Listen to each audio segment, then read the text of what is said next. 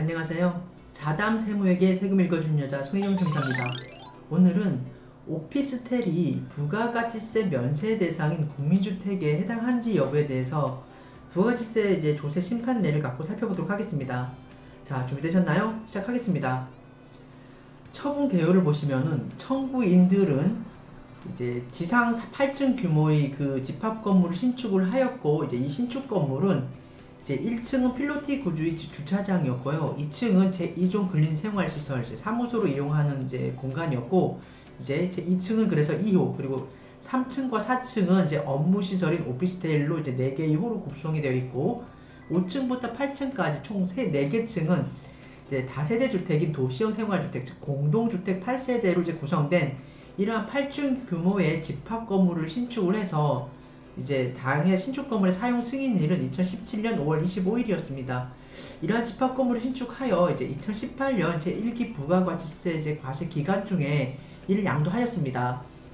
청구인들은 2018년 제1기 과세 기간에 대한 그 부가가치세 확정 신고 시 당해 집합 건물 중에 3, 4층의 그 업무시설인 오피스텔이 그 4개 호는 조세특례제한법 제106조 제1항 제4호 소정에 부가가치세 면세 대상인 국민주택에 해당한다라고 보아 일반 과세 표준으로 신고 등을 하지 아니하고 면세 대상으로 구분을 하였습니다.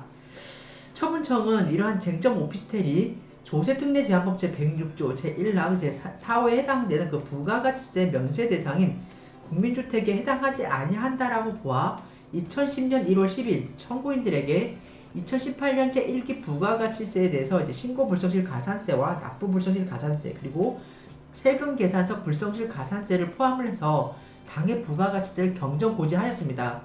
청구인들은 이에 불복을 해서 같은 해인 2020년 2월 12일에 심판 청구를 제기한 사건입니다. 이 사건에 대해서 청구인들의 주장과 그리고 처분청의 의견을 살펴보시면 첫 번째, 청구인들의 주장입니다.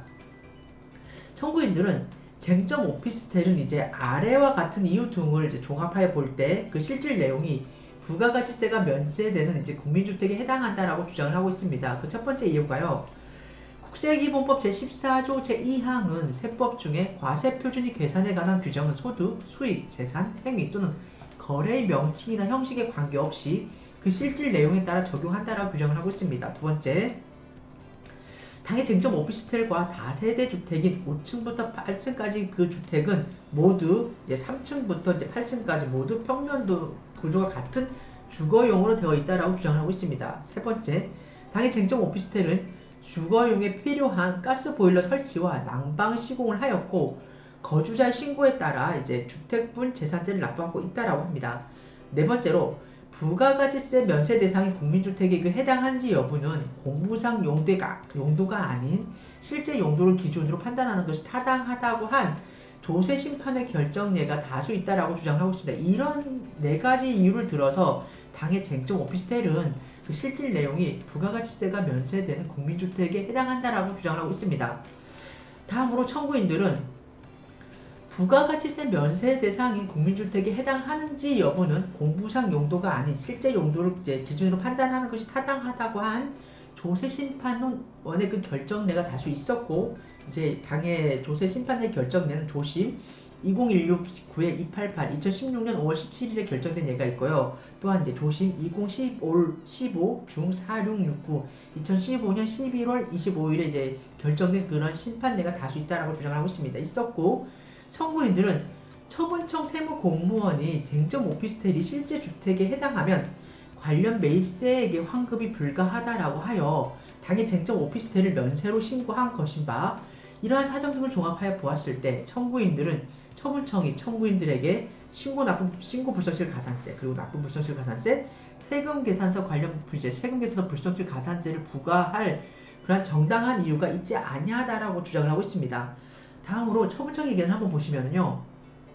첫 번째, 오피스텔은 주택법상 주택에 포함되지 아니하고 부가가치세 면세 대상인 국민주택에 해당하는지 여부는 공부상 용도가 아닌 실제 용도를 기준으로 판단하는 것이 타당하다라고 한 조세심판원의 결정례가 다수 있었으나 조세심판원이 2017년 12월 22일에 조세심판관 합동회의 조심 2017 서 991을 통하여 앞에 그 선 결정례를 변경해서 조세특례제한법 제106조 제1항 제4호 소정의 부가가치세 면세 대상인 국민주택은 주택법에 따른 주택 중에 주거 전용 면적이 85제곱미터 이하인 주택이라고 결정하였으며 조세심판원은 위 조세심판관 합동회의 결정 이후에는 일관되게 계속해서 오피스텔이 부가가치세 과세 대상이 해당된다라고 결정하고 있으므로 당의 쟁점 오피스텔은 부가가치세 면세 대상인 국민주택에 해당하지 아니한다라고 주장을 하고 있습니다. 두 번째 처분청 의견입니다. 기획재정부와 국세청은 오피스텔이 주택법에 따른 주택이 아니므로 조세특례제한법 제106조 제1항 제4호 소정에 부가가치세 면세 대상인 국민주택에 해당하지 아니한다라고 일관되게 이제 해석을 해왔고요. 2018년 제1기 부가가치세 과세 대상에 대한 확정 신고 기한인 2018년 7월 25일이 위 조세심판원의 그 조세심판관 합동회의 조심 2017 9991의 그 결정일인 2017년 12월 20일 이후이기 때문에 신고 불성실 가산세라든가 납부 불성실 가산세 그리고 세금계산서 불성실 가산세를 부과하지 아니할 정당할 사유가 있다는 청구 주장은 타당하지 아니하다라고 주장하고 있습니다. 이러한 처분청의 그 의견과 청구인의 주장 사항을 기반으로 해서요. 본 사건에 대한 심리 판단해 보시면 쟁점은 두 가지로 요약을 할 수가 있습니다. 첫 번째, 쟁점 오피스텔이 부가가치세 면제 대상인 국민주택에 해당한다는 청구 주장의 이제 당부 여부. 두 번째, 신고, 납부, 세금계산서 불성실 가산세를 부과하지 아니할 정당할 사유가 있다는 청구 주장의 당부 여부를 이제 가름하시면 됩니다. 관련 법률을 이제 한번 검토해 보시면은요. 첫 번째 국세기본법입니다. 국세기본법 제14조에서는 심플과세에 대해서 규정을 하고 있는데요. 내용 좀 보시면 2항에 세법 중에 과세 표준이 계산에 관한 규정은 소득, 수익, 재산, 행위 또는 거래의 명칭이나 형식에 관계없이 그 실질 내용에 따라 적용한다. 당의 같은 법 제48조에서는 가산세 감면 등에 대해서 규정을 하고 있는데요. 1항에 보시면 정부는 이 법 또는 세법에 따라 가산세를 부과하는 경우 그 부과의 원인이 되는 사유가 다음 각호의 어느 하나에 해당하는 경우에는 해당 가산세를 부과하지 아니한다라고 해서 납세자가 의무를 이행하지 아니한 데 대한 그 정당한 사유가 있는 경우에는 가산세 감면을 해준다라고 규정을 하고 있습니다. 다음으로 조세특례제한법 규정을 보시면요. 106조에서 부가가치세 그 면제 등에 대한 그 내용을 규정을 하고 있는데요. 1항에 보시면은 다음 각호의 어느 하나에 해당하는 재화 또는 용역의 공급에 대해서는 부가가치세를 면제한다라고 해서 대통령령으로 정하는 국민주택 및 그 주택의 건설 용역에 대해서 이제 부가가치세를 면제한다라는 규정을 하고 있습니다. 이상의 내용을 이제 토대로 해서 사실관계 및 판단을 해보시면은 첫 번째, 청구인들은 지상 8층, 즉 2층은 제2종 근린생활시설, 그리고 3층과 4층은 쟁점 오피스텔, 그리고 5층부터 8층까지는 도시형 생활주택인 이제 공동주택에 해당되는 그 집합 건물을 2017년 5월 25일에 사용 승인을 얻어 이제 신축을 하였습니다. 두 번째, 청구인들은 2018년 제1기 부가가치세 과세 기간 중에 위 집합 건물을 양도하였습니다. 세 번째, 청구인들은 2018년 제1기 과세 기간에 대한 부가가치세 확정 신고 시 쟁점 오피스텔이 조세특례제한법 제106조 제1항 제4호 소정의 부가가치세 면제 대상인 국민주택에 해당한다고 보아 일반 과세 표준으로 신고 등을 하지 아니하였습니다. 즉 면세 규정을 적용을 한 거죠. 네 번째, 처분청은 쟁점 오피스텔이 조세특례제한법 제106조 제1항 제4호 소정의 부가가치세 면제 대상인 국민주택에 이제 해당하지 아니한다라고 보아 2010년 이제 1월 10일 청구인들에게 신고, 납부, 세금계산서 불성실 가산세를 포함한 이건 부가가치세를 부과하였습니다.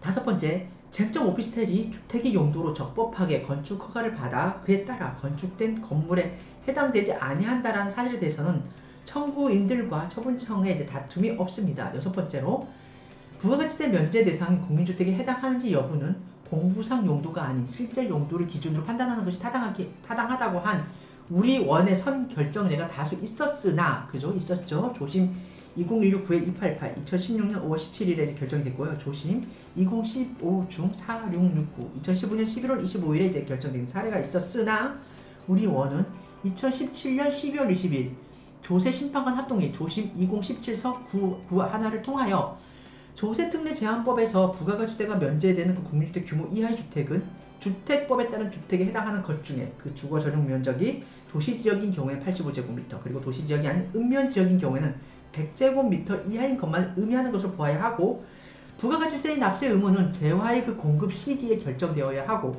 공급 시기 이후에 사용자의 사용 상황에 따라서 사후적으로 결정될 수는 없다라고 결정하였으며, 위 조세심판관 합동회의 결정 조심 2017 서 991 2017년 12월 20일에 결정된 이 조세심판관 합동회의 결정 취지는 이후에 일관되게 유지되고 있습니다. 이상의 사실관계 및 관련 법률 등을 이제 종합해 살필 건데, 먼저 쟁점 1에 대해서 살펴보면요. 조세특례제한법 제106조 제1랑 제4호 소정의 부가가치세가 면제되는 국민주택은 이 법의 목적 등에 비추어 적어도 주택의 용도로 적법하게 건축 허가를 받아 그에 따라 건축된 건축만 해당이 되고, 용도 변경의 허가를 받음이 없이 주택으로 개조한 경우에는 설사 그 면적이 국민주택 규모 이하에 해당한다라고 하더라도 부가가치세가 면제된 국민주택에 해당한다라고 이제 볼 수가 없다는 점에 비추어 쟁점 오피스텔이 부가가치세 면제 대상인 국민주택에 해당한다는 그 청구 주장은 받아들이기 어려운 것으로 판단된다라고 이제 해서, 대법원의 2013년 3월 28일 선고된 2012 24634의 판결과 대법원 1996년 10월 11일에 선고된 96누 8758 판결 등을 참조하시고요. 조심 우리 살펴봤죠. 2017서 991 2017년 12월 20일에 조세 심판관 합동회로 결정된 이러한 이제 심판례를 국정으로 해가지고 당해 쟁점 오피스텔은 이제 면제 대상인 이제 조세특례제한법에서 규정하고 있는 이제 면제 대상인 국민주택 규모의 국민주택에 해당한다라고 하는 그 청구 주장을 받아들이기가 어렵다라고 판단을 했습니다. 다음으로 쟁점 2에 대해서 살펴보시면요. 법령의 부지, 착오 등은 그 의무 위반을 탓할 수 없는 정당한 사유가 정당한 사유에 해당하지 아니한 점.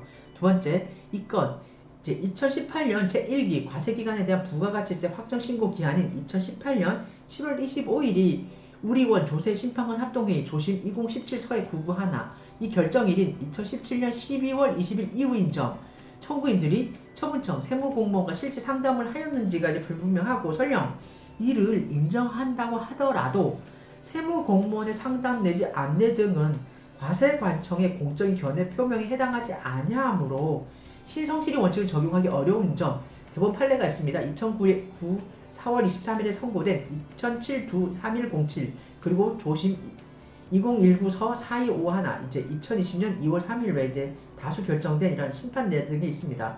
이러한 점, 그리고 납부불성실 가산세는 납부 기한 내 납부한 자와의 형평을 고려한 지연이자의 그 성격도 있다고 할 것인 점 등에 비추어 신고, 납부, 세금계산서 불성실 가산세를 부과하지 아니할 정당한 사유가 있다는 청구 주장을 받아들이기 어려운 것으로 판단된다라고 했습니다. 이상의 내용에 대한 결론을 한번 보시면은요, 이 건에 대한 심판 청구는 심리 결과 청구인의 청구 주장이 이제 이유가 없기 때문에 국세기본법 제81조 그리고 제65조 제1랑 제2호에 의하여 청구인의 심판 청구를 기각한다라는 결론을 내렸습니다. 다시 한번 이제 살펴보시면은 용도 변경의 허가를 받음이 없이 주택으로 개조한 경우에는 설사 그 면적이 국민주택 규모에 해당한다고 한들 부가가치세가 면제되는 국민주택에 해당한다라고 볼 수 없다는 규정입니다.